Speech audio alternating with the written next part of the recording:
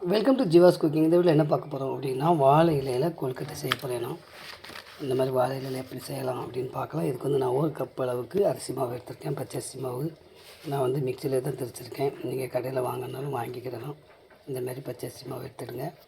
எடுத்துகிட்டு இதுக்கு வந்து ஒரு ஸ்பூன் அளவுக்கு நெய், இது வந்து பாசிப்பருப்பு கொஞ்சமாக ஒரு கைப்பிடி அளவுக்கு, அடுத்து எள் அதே அளவுக்கு, அடுத்து வந்து சுக்கு ஏலக்காயும் தட்டி வச்சுருக்கேன். அடுத்து வந்து தேங்காய் துருவல், அப்புறமா சுகர் நம்ம தேவைக்கேற்ற அதை போடும்போது பார்த்துக்கலாம். இப்போ வந்து இது எல்லாத்தையுமே நம்ம என்ன பண்ணணும், நெய்யில் நல்லா வறுத்து எடுக்கணும். அதுக்கு வந்து ஒரு பேன் எடுத்துகிட்டு ஆன் பண்ணிவிட்டு நெய் சேர்த்துட்டு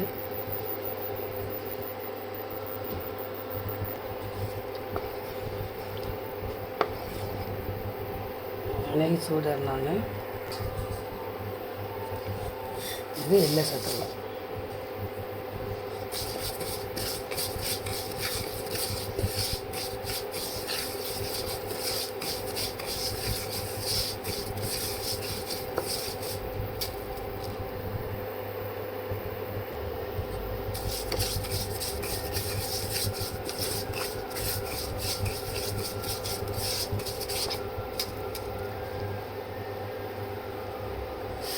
அடுத்து பாசிப்பருப்பு,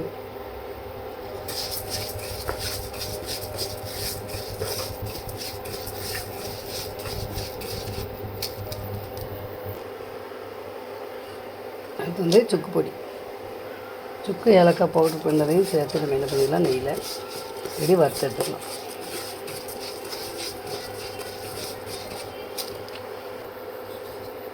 நல்லா வாசம் வந்தோடனே அடுத்து என்ன பண்ணிடலாம், தேங்காய் ஊற்றிடலாம்.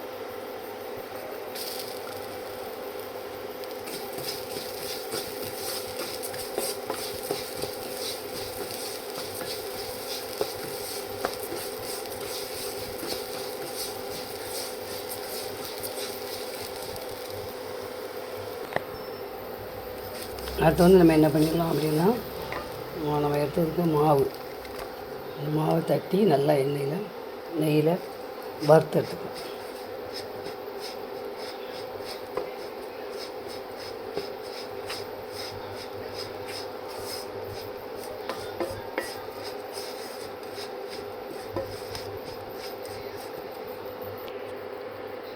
பாருங்கள், நல்லா வறுபட்டுட்டு இப்போ நம்ம வந்து இதை வந்து வேறு பிளேட்டுக்கு மாற்றிடலாம். அடுத்து வந்து 1 கப் அளவுக்கு நான் வந்து ஒயிட் சுகர் எடுத்திருக்கேன். பேனில் 1 டம்ளர் தண்ணி ஊற்றி இதில் வந்து அந்த சுகரை போட்டு நல்லா பால் காய்க்கணும்.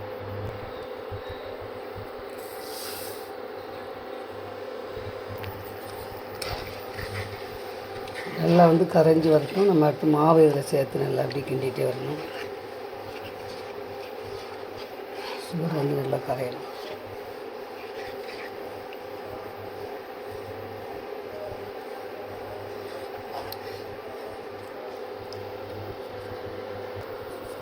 இந்த டைமில் நம்ம வந்து அரிசி மாவுல தட்டி கிண்டலாம். இதை வந்து நல்லா அப்படியே கைவிடாமல் கிண்டிகிட்டே இருங்க. நல்லா கெட்டியாக வரைக்கும் கிண்டணும். பாருங்கள், இந்த மாதிரி இப்படி ஒட்டாமல் வரும்போது நம்ம என்ன பண்ணணும், ஆஃப் பண்ணிக்கலாம். பாருங்கள், இந்த மாதிரி வரும்போது நம்ம அடுப்பு ஆஃப் பண்ணிடலாம். இது நல்லா ஆறட்டும். ஆறினப்போ நம்ம வந்து பிடிச்சி இலையில் வச்சு அவிக்கணும். பாருங்கள், இது நல்லா ஆறிட்டு நம்ம இப்படி உருண்டையை எடுத்துட்டு நல்லா என்ன பண்ணலாம் அப்படின்னா, இந்த வாழையில் என்ன சின்ன குட்டி குட்டி பீசஸாக கட் பண்ணி வச்சுருங்க. வச்சுட்டு நம்ம உருட்டி வைப்போம். இந்த இட்லி தட்டில் வச்சு இட்லி பானையில் வச்சு அவிக்கணும். இந்த அளவுக்கு வச்சுட்டு இப்போ இந்த இலையை நல்லா சுற்றி உருட்டி பாருங்கள், அந்த மாதிரி ஒவ்வொரு இதாக உருட்டி நம்ம இதில் வச்சிடலாம். பாருங்கள், அந்த மாதிரி எல்லா மாவையும் உருட்டி வச்சாச்சு. இப்போ நம்ம இதை வந்து இட்லி தட்டில் வச்சு இட்லி பாத்திரத்தை வச்சு அவிச்சிடலாம். பாருங்கள், இப்போ வந்து நம்ம இதை மூடிடலாம்.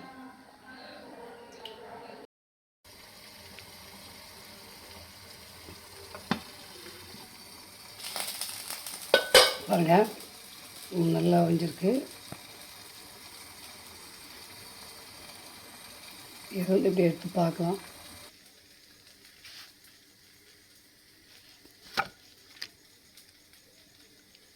பாருங்கள் சூப்பராக வந்திருக்கு. பாருங்கள் எவ்வளோ அழகாக வந்திருக்கு பாருங்கள். நீங்களே செஞ்சு பாருங்கள், எப்படி இருக்குன்னு கமெண்ட்ஸில் சொல்லுங்கள். இந்த வீடியோ பிடிச்சதை லைக் பண்ணுங்கள், ஷேர் பண்ணுங்கள், கமெண்ட்ஸ் பண்ணுங்கள். தேங்க்ஸ் ஃபார் வாட்சிங்.